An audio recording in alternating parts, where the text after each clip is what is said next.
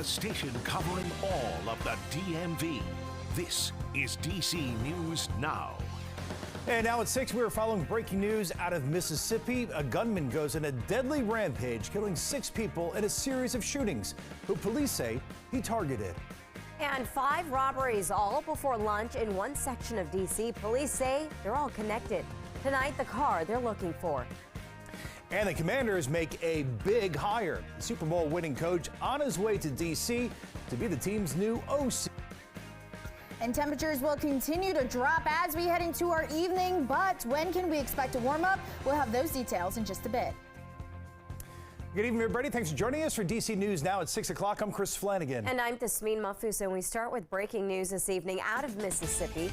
Police say 6 people have been shot and killed in a small rural town near the Tennessee state line. A spokesperson for the Mississippi Department of Public Safety says the killings are within the Arkabootla community in Tate County. We're also told there's a male suspect in custody tonight.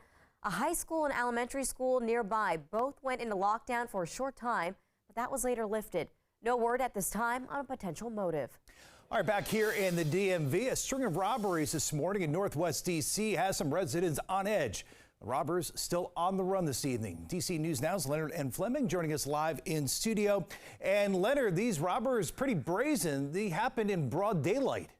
That's exactly right. The residents I spoke to today are just sick of the petty crimes and the more violent ones. And it's even more galling that these robberies, they say, are happening in the daytime. Yeah, we're pretty bummed out about some of the smash and grabs. Carl, who declined to give his last name, was responding to a string of Friday morning robberies and assaults in his area near 13th and Taylor Streets in D.C. Police say 4 men in dark clothing jumped out of a gray Cadillac sedan with tinted windows to attack people. Police are looking for the alleged robbers. We've seen, some ups and downs. We've lived through a lot of transformations in the neighborhood. The last couple of years, maybe starting during the coronavirus, maybe a little before that, like a lot more petty crimes. We've had our car broken into. We've had small stuff stolen out of our backyard repeatedly. And it's tough. Diane Pimble also lives in the area where 2 of the 5 robberies occurred. She's been there since 2006. I've been here for a long time. I feel safe in this area. So it's happening all over the city. So this is just a part of the city. Barbara Childs is troubled by the robberies too. I'm very concerned because it's quite distressing. You think you're safe in the neighborhood, but then you see what happens. And this is in broad daylight. People who do the robbing don't seem to be fearful of anything. These crime sprees could drive Carl and his family out of the district. It's definitely been frustrating. It has, leaving the city is something that we have thought about, more than in passing.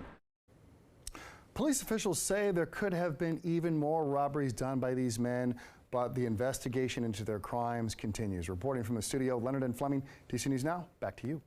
Leonard, thanks. It is a gloomy Friday, but you know what? It's Friday. Let's get a check in the forecast. Brittany Ward in for Chief Meteorologist Janessa Webb. And hey, we're already feeling it. A cold front is moving through our region. Yeah, it's going to be cold tonight, so any plans, just make sure you guys are bundling up, but we're still going to be dealing with those pesky winds as we head through the evening. In fact, the National Weather Service has issued some wind advisories for portions of our area. Now, they are set to expire at 7 p.m. tonight. We'll start to see them die down as we head into the later hours, but it still will be a little bit breezy out there, so any Friday night plans, just make sure you guys are holding on to the hats. And this is why we're seeing our wind speeds up to 31 miles per hour.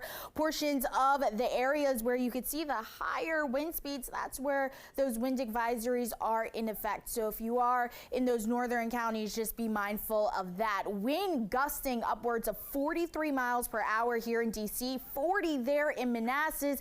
And in fact, we already are starting to see some wind reports go in. We had a recording of up to 58 miles per hour wind gusts there at Dulles International Airport. You're still seeing those reports across portions of northern Virginia. So again, still going to be breezy as we head into the next couple of hours. And this is why we had that cold front that moved through our area today that brought us the showers. And now behind it, we're seeing those winds shifting out of the northwest, gusting upwards of, like I said, 50 miles per hour. So overall, it will be a breezy night. And those temperatures, well, they're going to continue to dip down as we head into your your evening. Take a look by 10 o'clock tonight. It's going to be 32 degrees there in D.C., 28 in Frederick, and those temperatures will continue to dip. So definitely keep it here.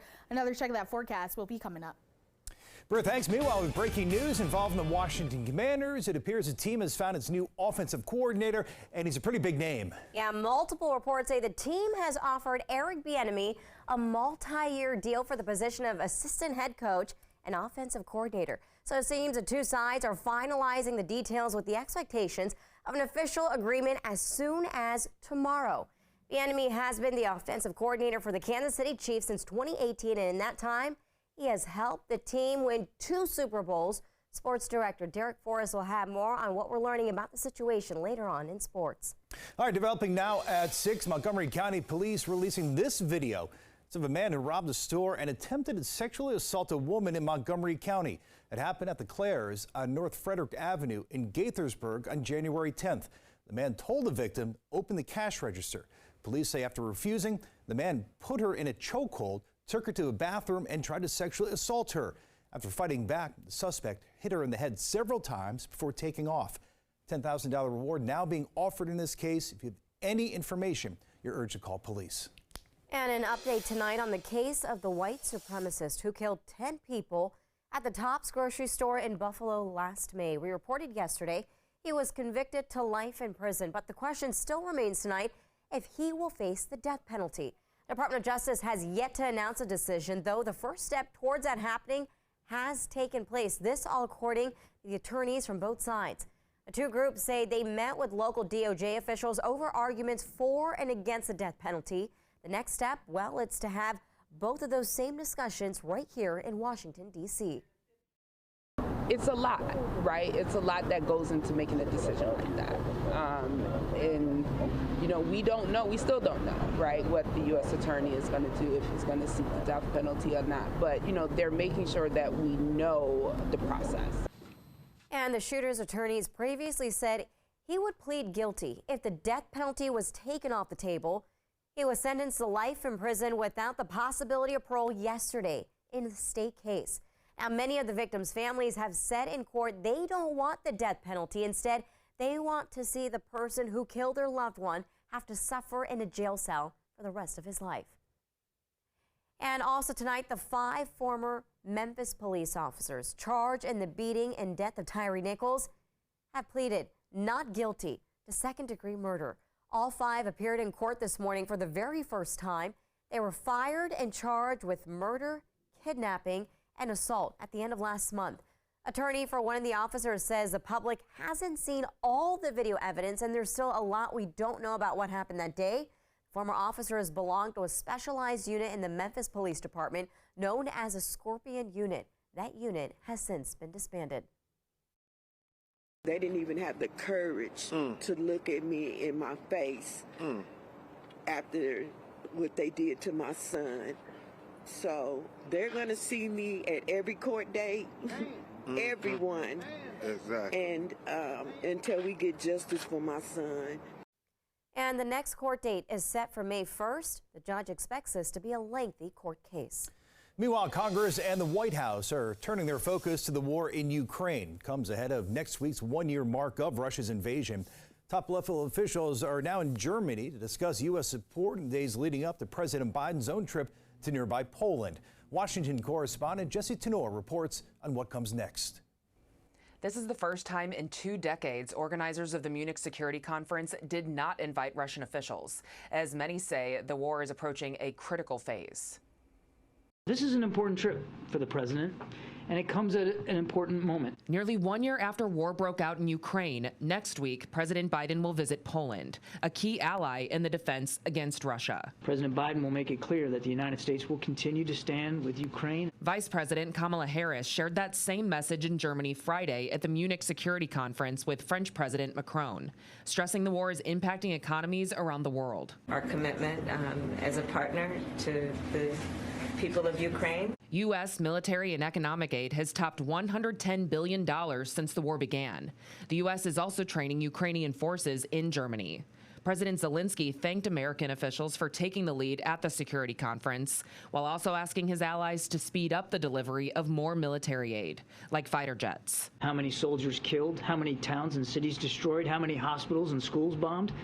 Can't blame President Zelensky for wanting more. While the U.S. hasn't made specific commitments, members of Congress attending the conference, including South Carolina Senator Lindsey Graham, said they will support Ukraine however long the war lasts. The Russians will see there is no forgiving and forgetting. And Graham urged allied countries to support his efforts to create an international tribunal to prosecute crimes against women and children. Let the Russians know you will pay a price.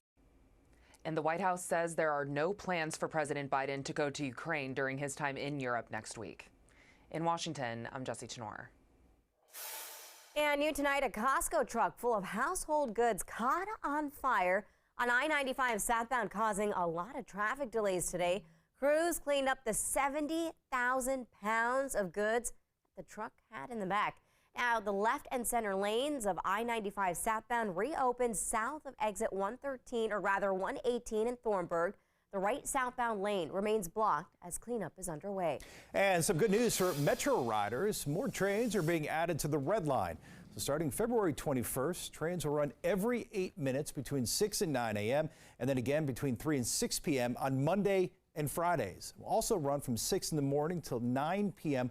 on Tuesday, Wednesday, and Thursday. Trains still run every 10 minutes during non-peak hours until 9 at night. This comes as Metro aims to cut down on wait times and crowding on trains. And we still have so much more coming up right here on DC News Now at 6. Yeah, after the break, getting ready for President's Day weekend. Some historic sites near the DMV. Plus, we have seemed to be hit with them everywhere, right? Taking out cash, for example, at ATMs, or perhaps buying concert tickets or sports tickets. Tonight, we show you how to stretch your dollar by avoiding junk fees. And ahead at 6:30, they're BYOB, but many say they're too LOUD. Yeah, the move to make certain noisy bars and restaurants in downtown Frederick a little more quiet. And temperatures were on the cooler side as we head into the evening, but when will they be warming up? We'll have those details coming up in just a bit.